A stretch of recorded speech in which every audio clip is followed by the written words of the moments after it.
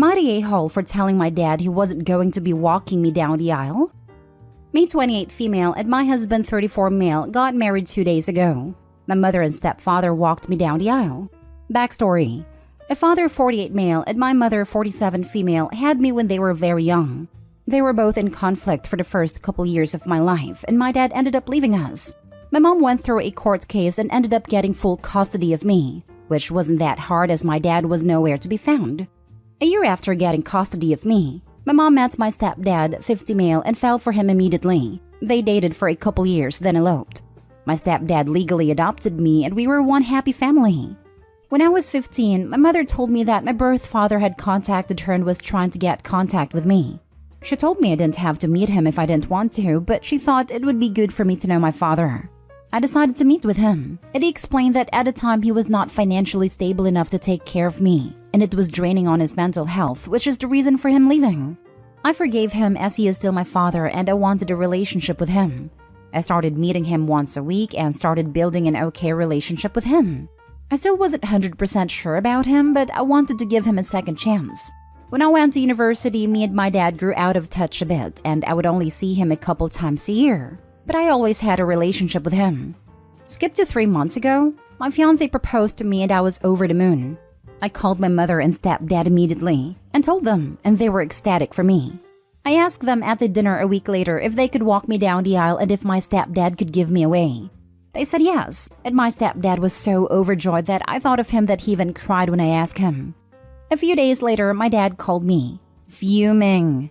I'm just gonna write how the conversation went. Him, how could you not tell me sooner? As your father, I have a right to know first. Do you know how embarrassing it is to know that I found out at the same time as some random friend of your fiancé? Me, I only told a few people. And that was because those people were in the wedding ceremony and therefore needed to find an outfit quicker than the people I sent the invites to. Pause. Him, but I'm walking you down the aisle. I am in the wedding ceremony. Me, my mom and Josh, stepdad, are walking me. Him, you're supposed to be walked by your father, not some tramp your mom found on the street. Me, he's not some tramp. And legally, he is my father. He adopted me while you were God knows where after you left me. He's more of a father than you ever were and ever could be. He hangs up. He responded to the wedding invite with a cannot attend and hasn't spoken to me since. I don't know what to do as I do want him in my life. But should I have just let him walk me down the aisle? Now for the top comments. Not the a-hole. His reaction says everything about him. It's not about you at all. He can't take back those life choices or redo all the missed years. He now sees the consequences and they hurt. That's his problem, not yours. The guy's probably more concerned with how he would look if his daughter rather have her real father walk her down instead of her bio father. Shows what kind of self-centered man he is. Couldn't be bothered staying in touch with his daughter because me. And now he expects to walk her down because he is in her life for some years again. Again, me. Also talking down on the man that raised his daughter, instead of being grateful that the guy actually cared enough about Opie. The man only cares about himself. Not the a-hole. Your birth father chose to leave you and only got in touch when your mom was done with the difficult parts of having a child. Your stepdad is your family. He raised you. Of course you want him to walk you down the aisle. Agreed. I have a cousin who justified leaving his wife and infant daughter with similar logic. The financial pressure was too much and messing with his mental health. He treated his family like a gym membership he couldn't afford and just canceled it. This cousin is the most obvious narcissist I know. I know a few who I think are more toxic/dangerous but less obvious about it. So it's no surprise Opie's dad is a self-centered a-hole. He prioritized himself above his family when he left them and he obviously has not changed since.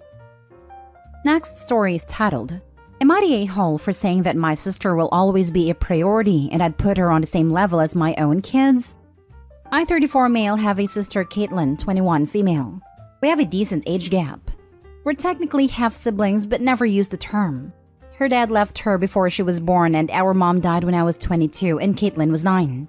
As I essentially helped my mom raise her, I gained custody and continued to raise her. I adopted her when she was 12, and while we do still refer to each other as brother and sister, she will always be my first kid. I changed her diapers. I started clothing and feeding her long before our mom died as our mom needed help financially. I was there for every nightmare, temper tantrum, survived the hormonal teenage years. She's my kid, no doubting that. Caitlin is at college now, but she still lives with me on breaks. I've been dating my current girlfriend, Abby, 32 female, for 8 months now. We've began talking about the future, what we see for ourselves, etc. I mentioned that it was important to me that Caitlin always had a home with me, that I'd always want a room set aside for her, etc. Abby was somewhat hesitant and asked why. I told her that if anything happened, I'd want Caitlin to have a safe place to land. Abby doesn't like that. She asked what happens when we have kids. I said I could care for all of them, but Caitlin is my first kid and should be a priority. Same as the rest. I do the same for any kid we had.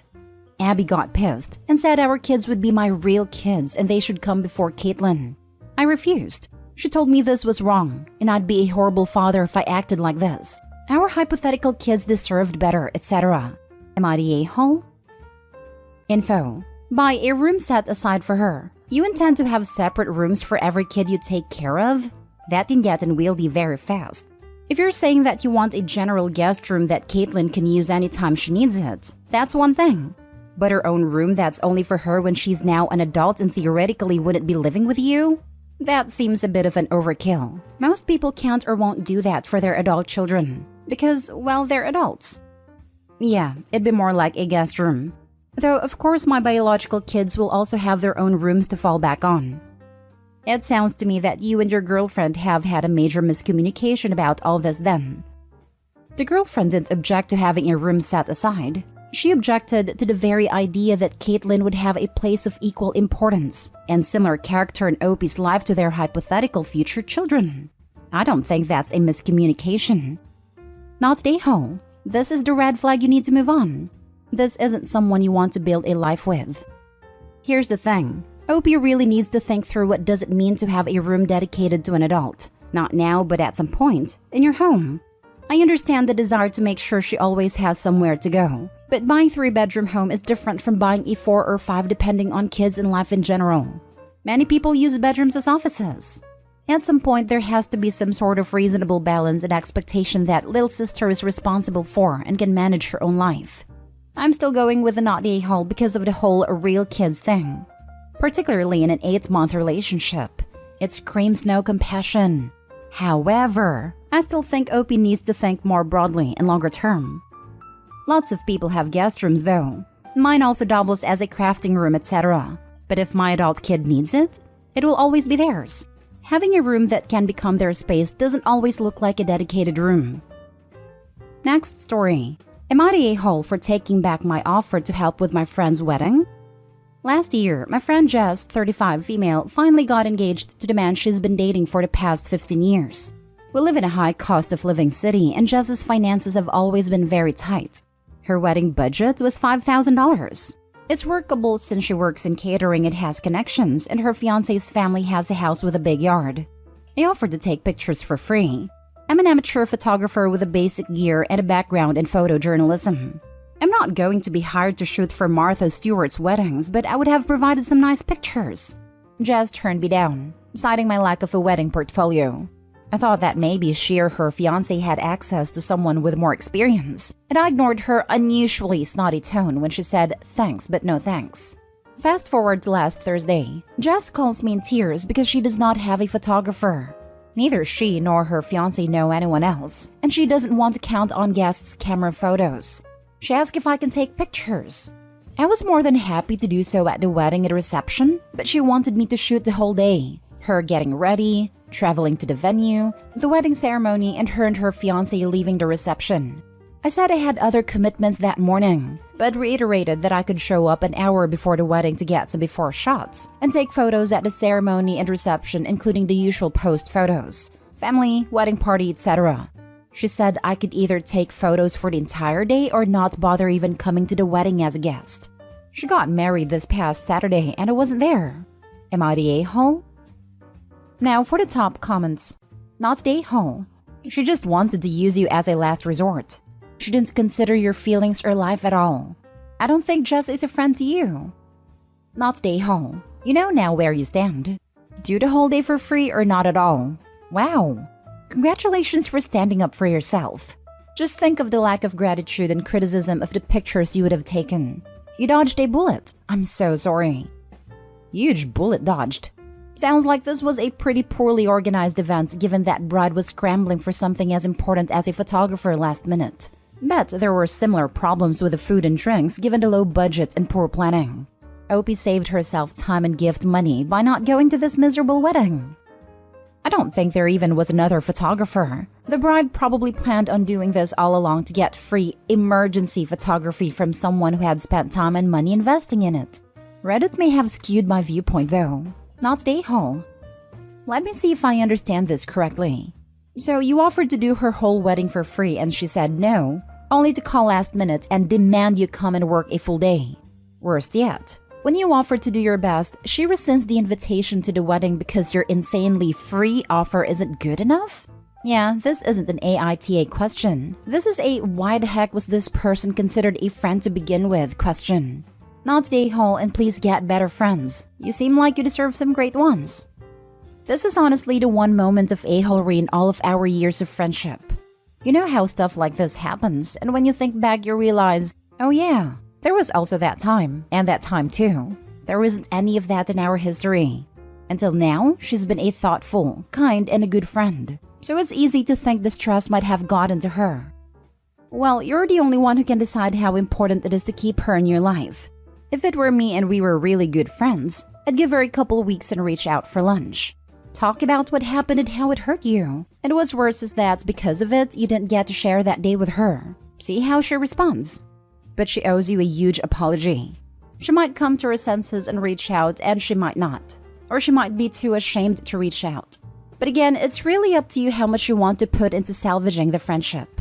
You're certainly not the a-hole, and you're the one who's been wronged here. I think I'll give this 2 weeks. If she reaches out to me to talk, I'll definitely meet up with her. I'll figure out how I feel about reaching out if I don't hear from her in that time though. Now, for the last story. Am I the a-hole for helping my sister elope and giving her my grandmother's special ring? Some background to help understand the family dynamic. My 22, parents aren't understanding people. Dad, 57, is significantly worse. He thinks his way is the correct way and we always need to learn from him. He's very, very close to his siblings, especially my Uncle Peter, 60, and always likes to take their opinions. I have a sister, Laura, 28. She's amazing, but kind of soft and gets emotional pretty easy. Growing up, my parents were manipulative and borderline emotionally abusive towards her. And I think she also tried to shelter me in a way, so my experiences growing up were quite different from hers. I thought she was just a drama queen and didn't realize until I got older. I'd say mom has changed and tries to be supportive now, but dad's still good old dad. Me and Laura are close, but she's not as close to our parents, especially dad, but she still talks to them. My Grams, dad's mom, gave me a ring as a gift for my 18th, which granddad had gifted her a long time back. It's not worth a lot, but definitely a special piece. Okay, now to the issue at hand. A couple years back, Laura went on a date or two with a guy Harry, 30 I think, but nothing came of it. Fast forward to now, it turns out this guy Harry is from a very upper-class family, and Uncle Peter is friends with his dad. I guess at one point Harry mentioned to him that he went on a date with Laura and Peter and his wife pretty much lost their minds, trying to get them back together and other nonsense. Meanwhile, Laura's been with Jack, 34, for over a year now and they're serious. Dad, of course, sat Laura down to convince her that Harry is the one. Also a side note, it's not like Jack is unemployed or something. He's an attorney and has a good background. I know there was a massive argument between all of them after Laura found out that Dad had literally gone to Jack and told him to leave her. Jack brought up the idea of eloping. I encouraged it, and Laura agreed. Me and a few others from Jack's side helped them set up everything and get a marriage license, and I gave Laura Graham's ring as a happy elopement gift. I did tell Mom vague details on what was going on, but Dad and Peter and company found out a few days ago. It's been a mess since then. Apparently, Uncle Peter's embarrassed and doesn't have face in front of Harry and his family. Dad's upset at me for helping them, but more so because I gave Graham special ring for something like this. He said one of us could have at least told them beforehand and not created the situation now. I won't even get started on what's going on within the extended family. Was I the a-hole for helping them elope and also give Graham's ring away? Some people are saying I shouldn't have brought myself into Laura's drama and my aunt actually said giving the ring away was the same as stealing it. Am I the a-hole for helping my sister elope and giving her my grandmother's special ring? You are a great sibling, not the a-hole. See also, am I the a-hole for making sure that at least one member of my sister's family cares about her as a human being and not just a way to consolidate power with another family? Not the a-hole. It was gifted to you. Sounds like a family heirloom, but seeing as Laura is your sister, it stays in the family too. It's way less risky to gift heirloom jewelry to the women in the family. I'll never understand a passing to the male side, and then there's major drama after a divorce. It's also the tradition for a reason. Women were gifted jewelry as a way to run if they needed to. Until recently, jewelry didn't go down in value after it was purchased like modern engagement rings. Women were given jewels because they are light, transportable, and generally considered one of the few things that actually belonged to her. I mean, not they had to help them. They were going to do it anyway, and all people here have been adults for a long time now. Also, the ring is yours and you are giving it to stay in the family, not to someone from the outside. I'm wondering though in which century you are all living, in which a dad tries to arrange a marriage and the only way out your sister and her boyfriend can think of is eloping. I'm assuming because of the names, and no note saying English is not your first language, that you are living in an English-speaking country, so arranged marriages are not a thing. I mean, we live in the 21st century, but my dad and his family probably live in the 15th. They've always been all about status and stuff.